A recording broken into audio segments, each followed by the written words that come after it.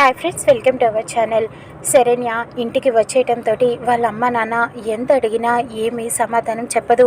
ఏంటమ్మా నువ్వు ఒక్కదానివి వచ్చావు, అది కూడా బట్టలు తీసుకొని వచ్చావు, అల్లుడు గారు రాలేదా అని అడుగుతూ ఉంటారు. లేదు నాన్న, రాలేదు, నేను ఒక్కదాన్ని వచ్చాను, ఇక్కడికి ఇంకా శాశ్వతంగా ఉండిపోవడానికి వచ్చాను అని చెప్తూ ఉంటుంది. కానీ వాళ్ళ అమ్మ నాన్న ఎందుకమ్మా, ఎందుకు, ఏమైంది అని ప్రశ్నిస్తూ ఉంటారు. కానీ శరణ్య ఏమీ సమాధానం చెప్పదు.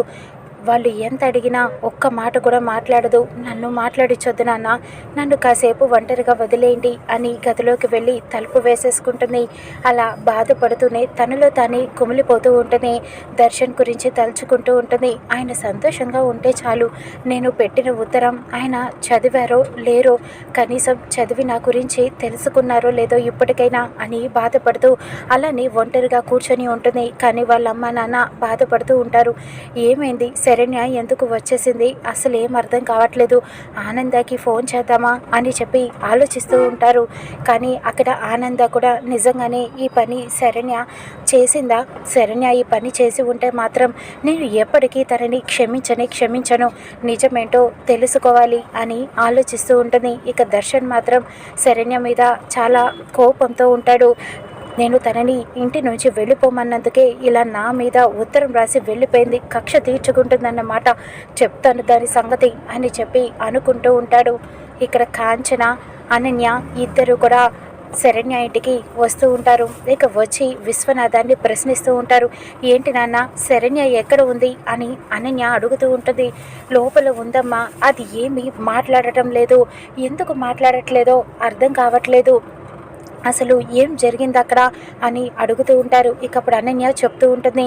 ఏంటి నాన్న, అది ఎంత పని చేసిందో తెలుసా, అక్కడ దర్శన్ని వదిలేసి ఇంటికి వచ్చేసింది, తనతో జీవితం ఇష్టం లేదంటూ ఒక ఉత్తరం రాసి పెట్టి వచ్చేసింది నాన్న అని చెప్పడంతో, అవునా, ఎందుకు అలా చేసింది శరణ్య అని అడుగుతూ ఉంటారు. విశ్వనాథం ఏమని రాసింది ఉత్తరంలో అని అడగటంతో, ఏం రాసిందో తెలుసా నాన్న, నువ్వు వింటే ఆశ్చర్యపోతావు, లేనిపోని మాటలన్నీ రాసింది దర్శన్ గురించి, దర్శన్ ఎంత బాధపడుతున్నాడో తెలుసా నాన్న అని చెప్తూ ఉంటుంది. నీ కూతురు మామూలుది కాదు, తన కాపురాన్ని తనే నాశనం చేసుకుంది అని కాంచన చెబుతూ ఉంటుంది. అసలు ఉత్తరంలో ఏం రాసిందంటే ముందు అది చెప్పండి అని విశ్వనాథం, గీత అడుగుతూ ఉంటారు. ఏం రాసిందా, తనతో జీవితం ఇష్టం లేదని చెప్పి, ఇక తను కాపురానికి పనికి రాడని చెప్పి రాసింది ఉత్తరం అని చెప్పడంతో విశ్వనాథం, గీత ఇద్దరు ఆశ్చర్యపోతారు. అదేంటి, ఎందుకు అలా రాసింది అని అడుగుతూ ఉంటారు. తెలీదు నాన్న అని అనటంతో, ముందు దాని జీవితాన్ని అదే నేను నాశనం చేసుకుంది, ఎక్కడ ఉంది శరణ్య, నేను వెళ్ళి మాట్లాడతాను అంటూ శరణ్య దగ్గరికి గదిలోకి వెళ్తుంది అనన్య.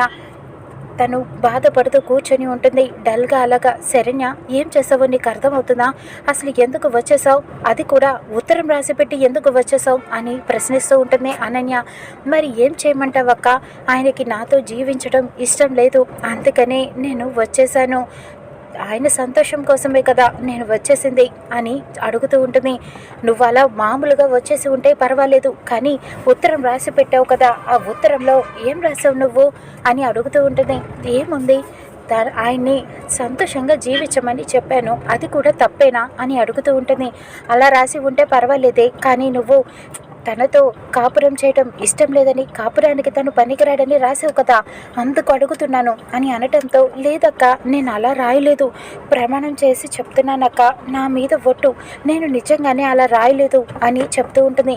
కానీ ఉత్తరంలో అలానే రాసి ఉంది కదా, నువ్వు ఏం రాసావో నీకే తెలియకుండా రాసావా, ఇప్పుడు నీ మీద చాలా కోపంగా ఉన్నది, మరి ఇప్పుడు ఎలాగా అని అడగటంతో, ఇప్పుడు ఏం చేయాలక్క, నేను వచ్చి నిజం చెప్తాను, మాట్లాడతాను ఆయనతో అని శరణ్య అంటుంది. ఇక తన మాటని ఇంట్లో అందరూ నమ్ముతారా, చూద్దాం రానున్న ఎపిసోడ్లో.